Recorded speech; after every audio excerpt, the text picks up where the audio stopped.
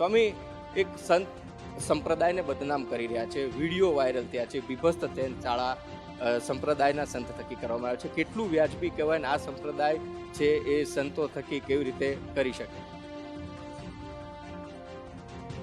જય સ્વામિનારાયણ પ્રભુ. એક શિષ્ટ આચરણમાં એક આપણને પ્રશ્ન છે. જે રીતના શિષ્ટ આચરણમાં એક પ્રશ્ન છે આપને, એક નાનો એવો પ્રશ્ન છે સાહેબ, નાનો એવો જ પ્રશ્ન છે સ્વામી.